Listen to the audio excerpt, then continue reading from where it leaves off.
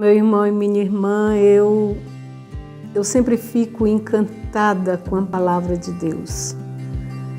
Esta palavra que nos dá vida, que nos vivifica, que ilumina nosso ser e que nos impulsiona também. Não é só uma questão de se impressionar intelectualmente, mas é de senti-la, de percebê-la viva, agindo em nosso ser.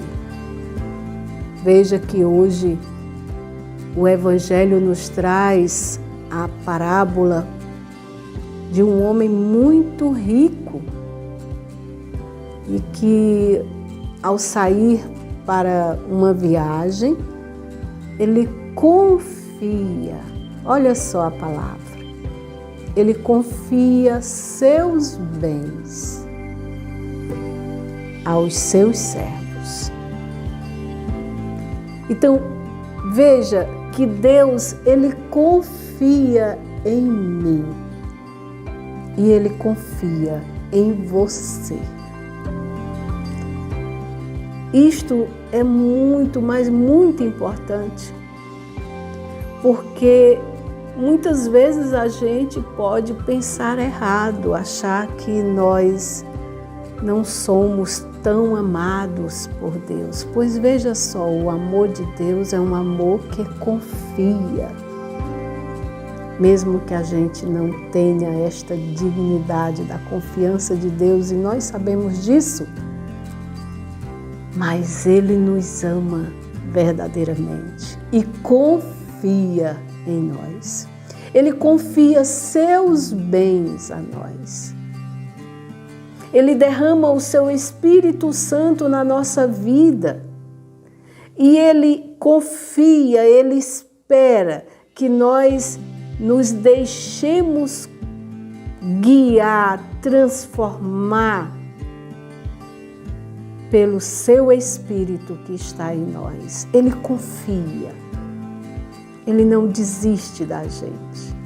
Então, Ele confiou aos seus servos, aquele homem, os bens. A um ele deu 5 talentos, a outro ele deu 2 talentos, a outro ele deu 1 talento. E a palavra diz que ele deu conforme a capacidade de cada um. Veja, Deus conhece o que nós podemos fazer com aquilo que Ele nos confia. Ele sabe a nossa medida. Ele não nos iguala no sentido de dizer, você tem que fazer como este ou aquele. Não, Ele nos conhece individualmente, pessoalmente. Ele sabe o que nós podemos ser capazes de entregar a Ele. Ele não exige de nós o que nós não temos condições de dar. Por isso que Ele a um dá 5 talentos, a outro 2 e a outro apenas 1. E ele faz a viagem dele. Mas um dia ele vai voltar. E ele vai prestar conta com aqueles servos. E nesta prestação de conta, o que aconteceu? Aquele que recebeu 5 talentos produziu mais 5. Aquele que recebeu 2 talentos produziu mais 2. Aquele que recebeu 1 talento não produziu nada. E veja, diante da produção daqueles 2 primeiros servos, o Senhor os elogia, diz que eles foram fiéis no pouco e que a partir dali eles vão viver na convivência com Ele. Agora, é interessante o que faz aquele que recebeu 1 talento. E veja bem, não é porque ele recebeu 1 talento que ele agiu desta forma. Não, voltemos ao entendimento. Deus conhece a nossa capacidade. Por isso que ele deu um, porque ele sabia da capacidade daquele servo. Ele não ia dar a ele 5 talentos, porque ele não iria conseguir produzir. Mas quando ele deu 1 talento, ele já sabia que ele teria condições de multiplicar. Mas aquele servo, ele não conhecia o seu patrão. E ele diz isso claramente. Ele o acusa de ser duro, severo, opressor. Por quê? Porque simplesmente ele não queria produzir. E esta era a justificativa dele. Meus irmãos e minhas irmãs, quantas vezes, quando estamos obstinados em nossos pecados, nós não abrimos o nosso coração para Deus, para as graças de Deus, e ainda o acusamos de ser cruel. Quantos de nós que nos dizemos cristãos não conhecemos o nosso Deus, não conhecemos o seu amor, não temos esta experiência com Ele e de entender que a partir desta convivência com Ele é que nós verdadeiramente o conhecemos. E aí então nós enterramos aquilo que Deus nos confia.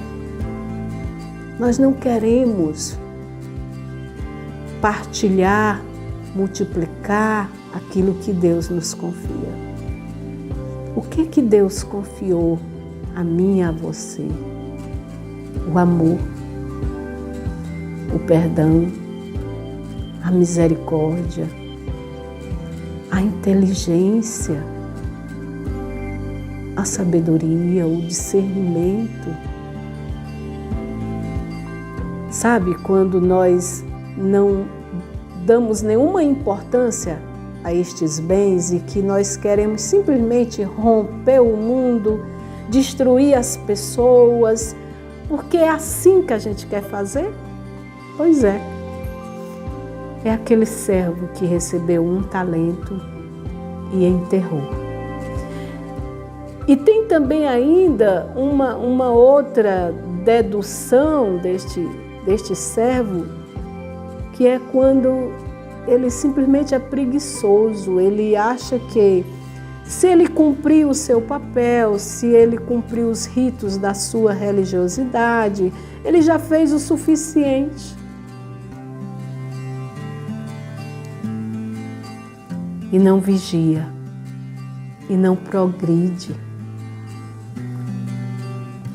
Meu irmão e minha irmã, Deus nos quer com Ele, convivendo com Ele a cada dia, progredindo na nossa caminhada, na nossa espiritualidade. E quando nós falamos isto, não significa dizer, e eu sempre estou alertando sobre esta situação, não significa dizer que estaremos alienados só na espiritualidade intimista. Não. Porque a verdadeira espiritualidade, a verdadeira intimidade com Deus, a verdadeira convivência com Deus, ela transborda em ações no cotidiano. Ela transborda em ações na convivência com os irmãos. Então, os bens que o Senhor nos confia, e o bem maior, nós somos templo do Espírito Santo. Nós somos casa de Deus. Deus habita em nós para nos santificar. Deus habita em nós para que não nos falte nada, no sentido de viver como filhos e filhas de Deus. E veja que o Senhor ainda até fala para ele: então você acha que me conhece? Então você me acha cruel, injusto?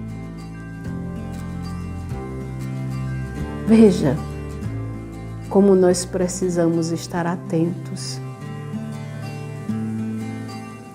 e ser gratos e acolher cada dia da nossa vida com gratidão e entender que Deus não nos deixa faltar nada.